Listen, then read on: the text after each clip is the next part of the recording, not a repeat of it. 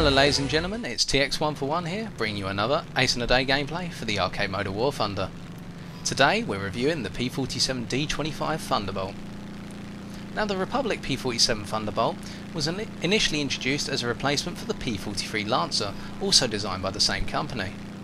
The Lancer wasn't a terrible plane, however by comparison with most of its contemporaries such as the Spitfire and the Messerschmitt 109, the Lancer fell behind significantly.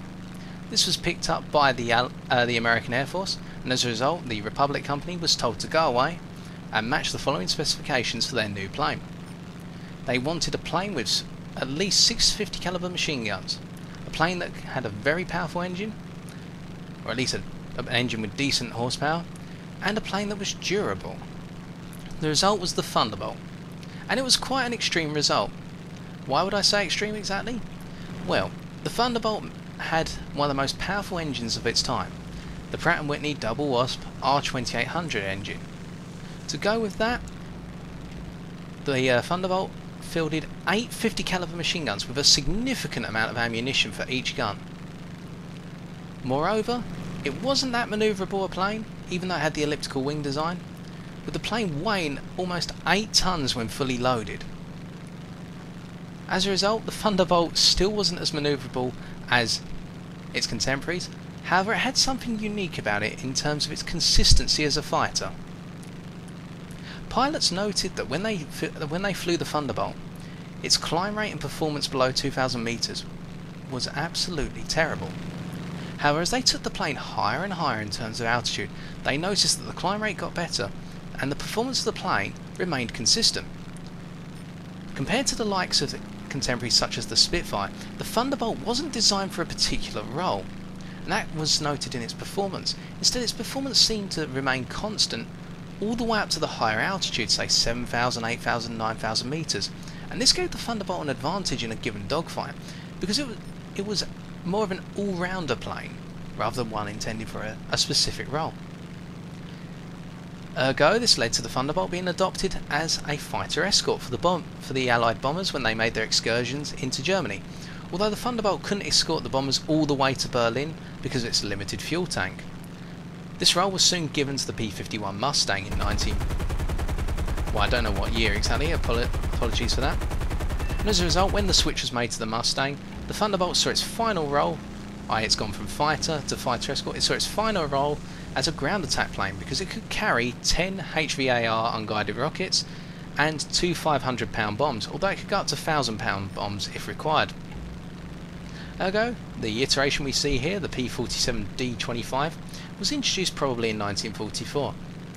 The D-25 was the first of the D-series Thunderbolts to have the bubble canopy, a canopy which enabled the pilot a near 360-degree field of view, very useful for keeping the pilot alive in combination with the durability of the plane. So how does the Thunderbolt weigh up in War Thunder exactly? Well, this gameplay on the ground strike map Top of the World plays out very similarly to the Mustang gameplay I've already put up on my channel, and you may see using the link in the top right corner. Completing that dive down on the IL-2 to get our first kill, we can already note one important factor concerning the Thunderbolt: the armament. 850 cals doesn't sound like much by comparison with planes that can field 320mm cannons. Essentially I'm talking about the Messerschmitt 109 F4s, which had the option of mounting 220mm in pods under the wings.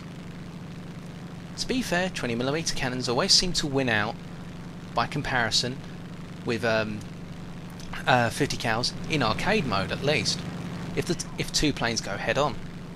However, what's important to know about the Thunderbolt is this: the 850 cals provide a very large burst mass, and as a result, if an opponent comes at you head on, and you're going to see one instance in this video where I do get someone come at me head on, if someone goes head on with you, doesn't matter whether you get taken out or not, but if you hold down the trigger about 1.5 kilometers and you keep it held down, so you're going to need what I would recommend improving your weapon maintenance skill for your crew on this plane. But if you hold down the trigger for long enough of those bullets will hit to put your opponent out of action. So at best you're going to trade a plane for a plane. But that's one important factor about the Thunderbolt: it's the burst mass of its armament. Another important factor regarding the Thunderbolt would be its consistency of performance, and I say that as I dive down to take out this Yak 1B. It was a very steep dive and I had to keep turning to make sure I got an effective firing solution on that Yak 1, but we've managed to set them on fire, and essentially that will be our second kill very shortly. The setup I'm using is a 500 metre gun convergence, a 45-minute fuel load, and omni-purpose ammunition for the guns. Why omni-purpose ammunition, you may ask? Well, I find omni-purpose ammunition is the most consistent of the ammo types. I haven't tried stealth ammunition for the reason I dislike not having tracers in my armament. I like to see where my bullets are going. And in a second we're going to have a P-39N Ergo and a lag-free force themselves into close stalls as they've climbed up to attack us. And we're going to reply in confidence by taking them both out of this game, as you're going to see. I'm just doing circles at the moment above them to make sure they can't climb up and take me out, and I've got my eyes on them all the time. So starting with the P-39N Ergo, making short work of them, and the lag-free now. Setting their left wing on fire, and this essentially has led to a fourth kill, with that plane exploding. Now I was saying about consistency, and this is it. This is reintroduced with the omni-purpose ammunition. The tracers will set planes on fire, that's all well and good. However, I find they lack the punch, especially in those moments where you've got to go head on with someone. I've never noticed tracers being good at that given situation. Additionally, the ground target ammunition is filled with armour piercing rounds, as far as I know. However, what I've noticed with the ground target ammunition is brilliant against bombers, but against fighters it seems to not be as good, especially the less armoured fighters. I don't know why that is, but it's just from my experience. However, as I always say, what works for me may not work for you. And as you'll see, I'm typing into the chat to our team's bombers that I'll be up to the end of the game. I'll be up at high altitudes until the end of the game, or until the situation becomes untenable for me. And that's the role I like to use the Thunderbolt in. Bomber escort, keeping to an altitude range of 3,000 to 6,000 metres where possible, because nobody really flies above 6,000 metres at the battle rating this plane's at, i.e. 3.3. Although you will see the occasional Messerschmitt 109 head up towards 6,000, 7,000 metres to go and try and intercept bombers. And continuing on the vein of consistency, if you keep within the 3,000 to 6,000 metre altitude range, the plane's performance is very good. Decent acceleration, decent turn circle, although the turn circle isn't going to win you many turn fights compared to a lot of the planes you're going to be going up against. In particular, planes such as Spitfire Mark 2s and 5s, Yak 1s and Yak 7s, and even Messerschmitt 109 Emils will be able to outturn you quite easily. However, as I said, you've got a powerful engine, decent climb rate, good acceleration, and one more factor which the Thunderbolt was noted for in reality as well, you've got a brilliant dive speed. If you go into an elongated dive, unless your foe has got a significant speed or altitude advantage, they will not be able to catch you. And I say that with confidence. And as you're going to see towards the end of this video, I have to dive away from a significant group of planes, and I put a huge amount of distance between them very quickly. So this SM-79 has just spawned in, and rather than going straight for the kill on them, I give them a window of opportunity to dive away. I should have typed into the chat, in retrospect, please dive away, otherwise I'll have to take you down. Unfortunately I didn't, although the SM-79 seems to come around thinking that I'm ignoring them, at which point I have to respond in kind. Setting their right wing on fire and then going for the left wing. Taking out their left engine. As you can see with the 850 cals we've made very short work of our target. Gained a critical due to the fire and gained our ace in a day. And at this point my situation as an escort fighter becomes rather untenable. There are a large number of enemy planes trying to climb up in order to force me down and force my team's bombers down. And so I decided to dive on this Spitfire, getting a critical hit, and setting them on fire with the left set of 50 caliber machine guns. And as you can see there, we just held down the trigger for as long as possible, spraying ammunition at our target in order to make sure something hit. However, as you can see, a large number of enemy planes have come up, and it's time for me to take my Thunderbolt and run for it. So I'm looking for the right opportunity, the right target to dive down upon. Although I almost get this wrong. As you're going to see, there's a Messerschmitt 109 F4 which I've locked onto, and I'm climbing up over before I loop over and dive down on them. They decide to open up with their 20mm. I miscalculated their speed and their ability to climb, and their 20mm cannon manages to hit my engine along with my left wing. Have we managed to take them out due to our impressive burst mass? And so I'm diving away from all the enemy fighters now that have climbed up to that altitude. And I notice both a Messerschmitt 109F and a Spitfire that are lining up and unaware of my presence.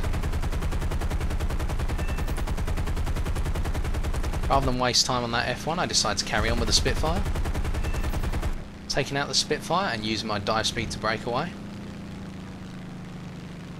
And the last thing to note about the Thunderbolt is that while its durability is probably not up to the legendary status that is quoted historically, the Thunderbolt is still quite durable. As you can see there, we got clipped by the wreck of that Spitfire, and it's damaged our elevator, meaning that we won't be able to perform our turns as well, or have as much manoeuvrability as we normally do.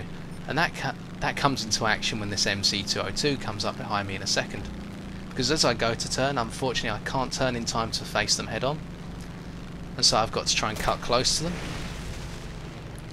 Yet their burst manages to deliver the crippling blow to my engine, and so now I'm just gliding towards the snowy drifts, hoping that the game will end and that my team's bombers have been successful in their mission of taking out the airfield. And as you're about to see, after getting my second assist, they managed to destroy the enemy base, and the teams won. And I'd like to think that we contributed to that victory by providing an escort for as long as possible. So reviewing the scores, we managed to get 8 kills and 2 assists. We accreted 30,000 silver lines and 1,600 research points, which is a very good haul for this plane. Well, in my opinion it is. To summarise, the Thunderbolt is a change from its predecessors in terms of the American line. Whereas most of your predecessors, or the planes you've flown previously I should say, have been rather manoeuvrable, the Thunderbolt's nowhere near as manoeuvrable. However, it's a consistent fighter, packing an absolutely brutal armament, which means that even if you get into a head-on situation where you've got no altitude or energy advantage, you can spray ammunition at your opponent and probably deliver a blow that's going to have to put them down on an airfield or into the ground, with or without risk to your plane. It's a very good fighter for escorting bombers, and it performs very consistently in the 3,000 to 6,000 meter altitude range. And in the end, you won't be the fighter down low, grabbing all the kills from the furballs. However, you'll be that fighter always up high, ready to offer assistance when necessary to the bombers as they make their way to the enemy base in order to try and win the game. So I've been TX141, and if you enjoyed the video, why not leave a like, comment or subscribe for future content on my channel. Until next time, ladies and gentlemen, take care and have fun in the skies.